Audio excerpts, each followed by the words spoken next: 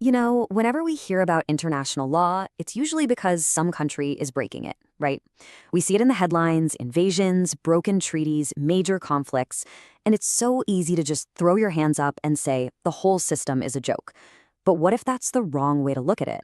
What if, away from all the cameras, international law is actually working every single day? Let's dig into the hidden forces that actually make this whole thing tick. And this is the million-dollar question, isn't it?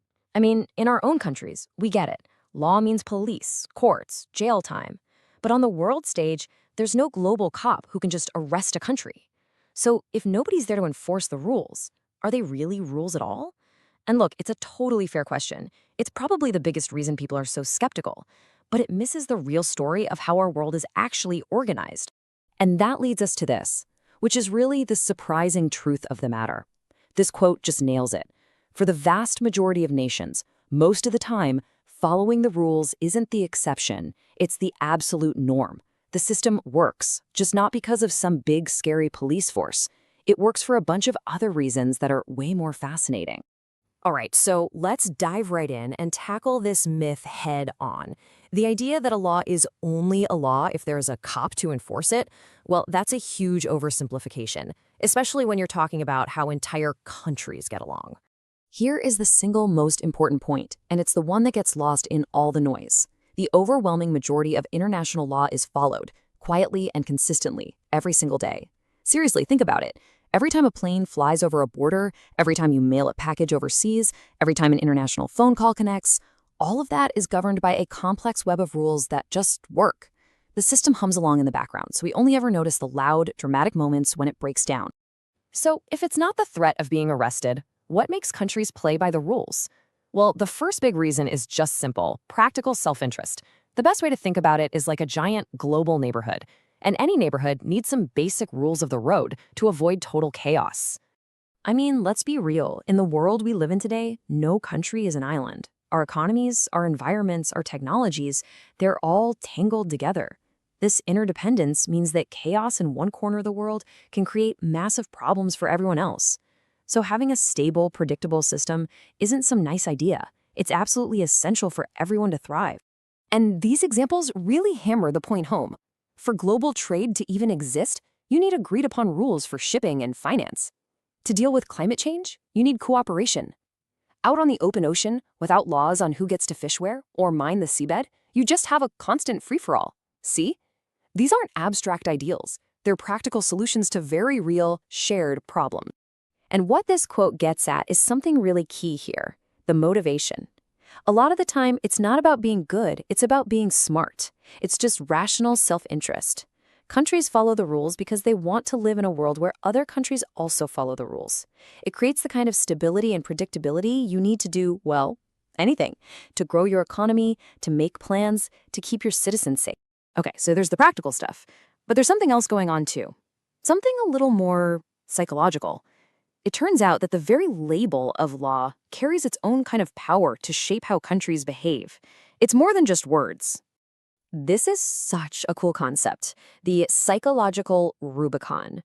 Think of it like an invisible line in the sand. For a government to knowingly and explicitly do something that is labeled illegal, well, that's a much bigger and heavier decision than doing something that's just unpopular or undiplomatic.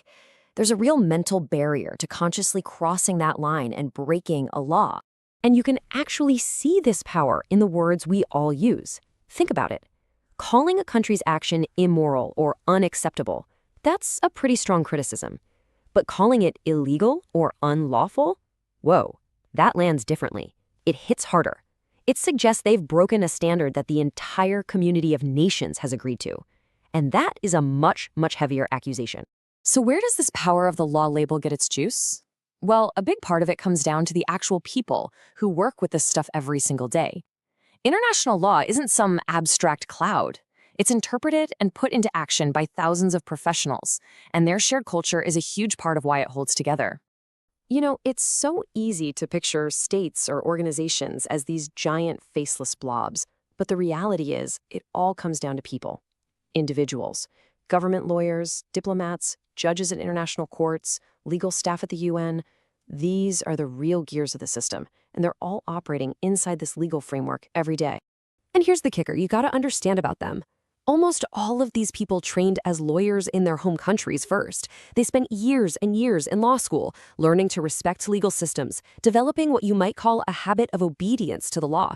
It's ingrained in them. So when they go work at the UN or in a foreign ministry, they don't just leave that mindset at the door. They bring it with them and apply that same respect and rigor to international law.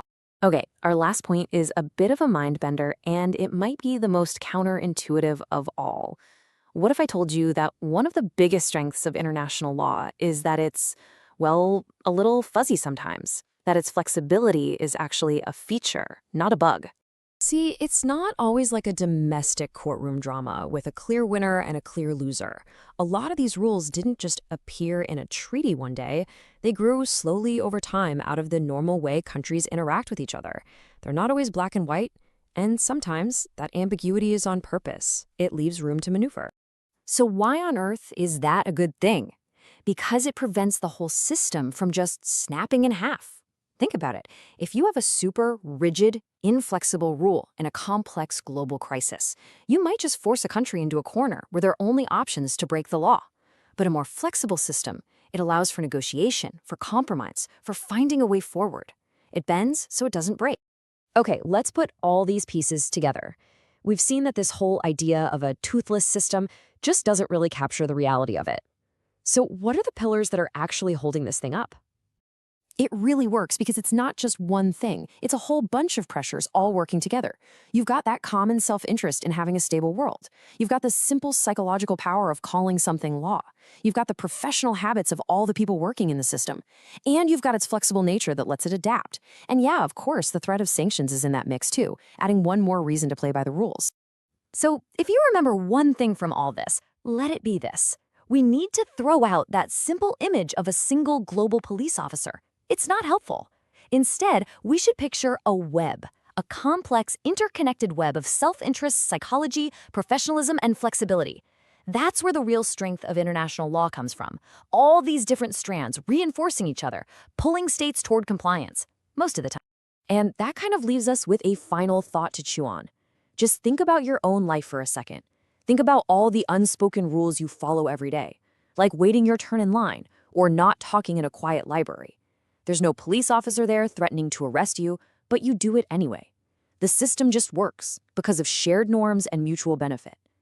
Maybe, just maybe, the global stage isn't so different after